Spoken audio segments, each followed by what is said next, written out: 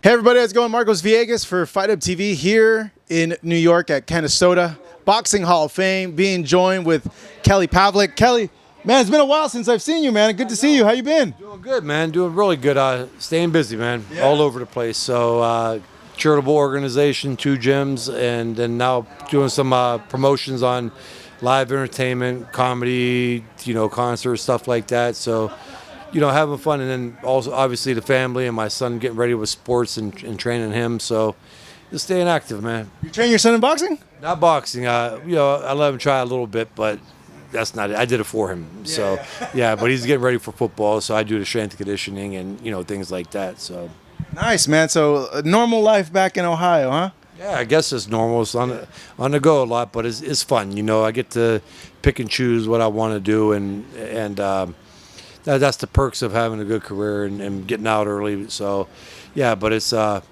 I said, I can set my times and everything. It's just trying to get the charitable organization going is one of the big parts right now. So, you've been watching a lot of the fights. Been keeping up with everything. Not as much as when I had the podcast. Like when I seen you guys. Yeah, I was gonna ask you, like, what happened? Yeah, just it got busy. There was a lot covering the podcast, with everything else, the businesses. We're looking to bring it back, so I'm just going to let everybody know we are. But the podcast, it just became tough, to keep doing it. So it's a lot of work, man. It's a ton of work, and then you not only that, like to book the guests, then to edit the content and to post the content. Yeah, it is, and we did it live, so that wasn't bad. There, Cooney over there. Yeah, it wasn't bad because we were raw, live, and uncut, but still going to cover the fights. When you go to cover the fights, that's a 3-day trip, right there. And then, Sunday is the day off that I have from everything that's going on. I'd be like, we got to go and do the podcast for, 2 hours. So it was a lot. And then just trying to cover all of it. There was nothing coming in for it. You had to pay the PR person. You had to pay for the trips and everything else. So it was a lot, but we do want to bring it back. No, I enjoyed it, man. So I hope you guys are able to go and bring it back. But I do understand, like, the expenses add up. You got to pay people to do all this stuff. Yep, you got to pay people. You got to pay for the rooms. You got to pay to travel, flights, and it's just hard. Like for me, I had so many other things going. I was just in a startup of my charitable organization. And then I had, I don't charge the kids, but the renovation of the new gym, 5,000 square feet, all that. So it was a lot. And then once we stopped doing it, just never had time to get it back up off the ground again. So, but that's why I'm saying right now we're looking into it and possibly bringing it back. Changing topics, Kelly, I do want to get your insight and your input of this Crawford and Canelo fight. Terence moving up 2 weight classes to go and try to beat Canelo. A lot of people I've noticed online and just talking are changing their picks a bit because of how Canelo looked in that skull fight. I want to pick your brain on it. Like, how do you see it? That's a tough one. Look, I like betting fights or making picks, and I'm usually pretty good on all my picks, even when I had the podcast. But sometimes because people look for that fighter, that former world champion, and they like want to pick them apart if they get it wrong. This is one of the fights where I want to sit back and watch and not worry about my pick. Canelo is a small middleweight, super middleweight. He just is. But he's also showed that he could go up in weight class, and he's a great fighter. I mean, that's it. Crawford is so talented. He's got so much ability in boxing, his boxing ability. And he's a bigger guy, too. He's almost every bit as big as Canelo, right? So that's what makes it tough. Like, yeah, Canelo's used to fighting guys coming down from 200 probably, at light heavyweight. And Crawford ain't. But it's just too hard to pick on it because of Crawford's ability and boxing skills. I'm not going off of Canelo's last fight. The guy he was fighting was in survival mode pretty much. He was just fighting not to get knocked out. When you fight a guy like that, you're not going to look good, right? I don't care what anybody says. When you fight a guy that's running around trying to survive, it makes it hard. So I don't go off of that, but this fight is going to be interesting. I mean, I would almost have to kind of lean with Canelo, but I'm not making that pick. Just saying, guys, so nobody come at me. I'm going to sit back and enjoy this one, not worrying about anybody, saying, hi, you're wrong or talking shit. But it'll be a good one. A couple months ago, I was like, oh, dude, I got Canelo in that, But now that I watch Crawford fight and his boxing ability and see how naturally his size, how big he is, it's not that big of a difference, The only advantage on that is Canelo's used to fighting guys coming down from 200. So it's going to be interesting. As a boxer, how would you approach that fight if you were Terence going in against Canelo? I will go in there, fight his game, use his reaction time, his natural abilities, his hand speed, that jab switching from southpaw to orthodox. I wouldn't stay in one stance long enough for Canelo to figure out. That's going to be a huge thing. Now, on another part of that is stay in Canelo's ass a little early on. Put Canelo behind, right? Even if it's 3 out of the first 4 rounds. Because when Canelo has to fight, okay, when Canelo has to step it up, after 7 rounds, he starts to fade a little bit. We've seen that with Bivol. We've seen it in a lot of his fights with Triple G. You know, when Canelo could control the fight and the ring generalship, like, yeah, he could fight 12 rounds pretty good. But when Canelo gets pushed early on in the fight, he starts to fade muscle endurance-wise. So if I was Crawford, I would kind of stay in his ass a little bit on, the early rounds and make him have to play catch-up in rounds 3, 4, 5. And then by round 7, that's where, he could really step it up. Yeah, it's always tough when you're like the smaller, speedier guy going against a bigger guy. Like, you've faced that in your career. Like, how difficult is it facing a guy coming up, and I'm referencing the Martinez fight, where he is quicker than you think he is, and you're not used to that speed? It's, I figured that one out in the middle rounds. I was up after the 9th round, and I hit a wall, and there was a lot to go on. So I'm not making note, believe me, because I know I get shit if I make an excuse. But Sergio Martinez is just a beautiful boxer, gifted footwork, hand speed, but it is hard, and sometimes you got to figure that out, right? Like, I gave away the first 3 rounds of the fight with Sergio, just trying to not give him away, but I was trying to figure him out, and then everything, and then I caught it, so that's going to be a big thing with, like you're saying, if Crawford could do that and get those early rounds in the bag and make Canelo have to start playing catch-up in rounds 4, 5, 6, believe me, by the 7th round, Canelo is going to be a little muscle fatigued, right? We've seen that, and I'm hoping I'm not wrong. And if Crawford can get past that 7th round, and step it up, it could be his fight.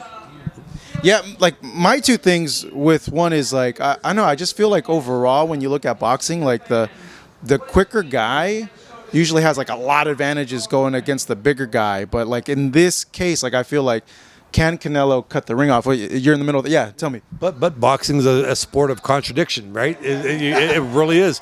For every move, right now, like for every move there is a counter. So okay, let me play as if I was Canelo's trainer, right? Okay, so yeah, if he comes out and he's using his speed and he gets those early rounds, well, Canelo's a master at going to the body and punch selection. What I mean by that is, like, Canelo will set you up. He'll throw a couple shots to the head and hit you with a body shot that you don't see. If Canelo starts tapping that body and using that size against Crawford and putting those punches, 1, 3, 5, 1, 3, 2 to the body, or throwing a weird body punch off of a combo, and he starts hurting Crawford with those, that could be easy night because of his natural ability and size to beat Crawford. You know what I mean? So that's where boxing is the sweet science. It's a chess match. If Crawford could come out and establish his game plan early, it makes it harder on Canelo. But if Canelo could come out and start landing those big body shots that he lands on people and kind of take the fight out of them, and especially against a guy who's not used to fighting light heavyweights, well, then that can make it an easier night for Canelo. I mean, listen, they're both legends in the sport. I don't care what anybody says. Canelo, what he has done is amazing in the sport, and so is Crawford. So that's what makes it interesting. But I think whoever can jump out to what I'm saying, as far as game plan wise in that fight, is going to have the upper hand. But like I said, you could contradict it though. There's contradiction on my game plan. Like if Canelo comes out and does what I'm saying, he can make that a very long night for Crawford. If he can cut the ring off, right? Like if he can like trap him there, right? But Crawford's not a runner like a Sergio Martinez or Hector Camacho. Yeah, but no, yeah, he'll move. I mean, Crawford's great at moving, but Crawford's got great footwork, and to have great footwork, you don't have to be flashy. It's just a matter of putting your feet inches and angles and in the right spot. Crawford's not a huge mover, so I don't think Canelo's going to have to fight unless he comes in and switches it up. But I think if Crawford just, uses that hand speed and the inches and angles and pivots and orthodox for, 30 seconds and then southpaw for 15 seconds, that can confuse Canelo a lot. And then on the flip side, for Canelo to top that, Canelo would have to come in and really use the body work, kind of step it up a little bit.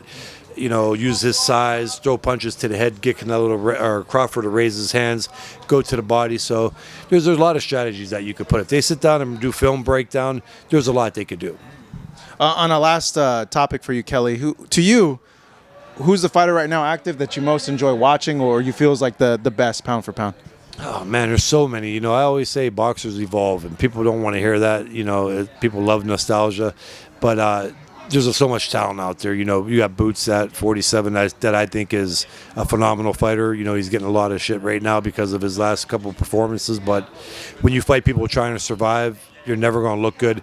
Shakur Stevenson could fight. You got Inoue and Junto, which you're kind of talking about them fighting. Listen, that's the fight I want to see right now. You right? Because I just think it's going to be a barn burner, dude. It's like, who do you pick in that one? I know a lot of people are going to say Inoue, the monster, but if you watch Junto fight, like my boy James Dominguez talks about all the time, Mike the co-host with the show, right? He's a diehard Junto fan and really was high on him from the get. And, and I go back and I kind of watch that. I'm like, damn, the dude's legit. So I think my boy Rudy Hernandez has something to do with him too. So that's huge. I'm already a fan there. So there's a lot of fights out there. There's a lot of guys. There's not one specific person that I'm like, oh my God, he's so good, but there's fights that can be made, Benavidez and Bivol, I pick Benavidez. People think I'm crazy, right? So Benavidez is a monster. The guy could fight. I don't see anybody beating him right now. I don't. I think if anybody, the toughest matchup style-wise might be Beterbiev, even though Bivol beat Beterbiev, that style-wise that could be a danger to Benavidez, but Benavidez can fight. I love watching him, and I want to see him dominate that division. So there's so many big fights out there, and there's so much talent right now, and it's just fun to watch. Just on that Nakatani Inoue fight. So we saw Inoue in person in that Las Vegas fight, and I remember I looked at him like, man, like he's really small, because I had seen Nakatani at a media workout. Nakatani's a lot bigger, even though he's a weight class below, and it just kind of got me thinking, like, usually the smaller guy is not the bigger guy, like in terms of weight class. Nakatani's the bigger guy. He is, height-wise, everything. So that's why that makes that fight that much more interesting to me. Usually, again, I'm always going to kind of side, especially if they're really gifted and talented as well, the bigger guy that fights at the heavier weight class. But this time around, you can't do that because there's no real advantage in that. You know what I mean? So it's going to be interesting. It really is. All right. Hey, Kelly, man, I'm going to go ahead and wrap it up. Always great seeing you. Marcos Vegas, Kelly Pavlik, here for Fight Up TV. I appreciate it, man.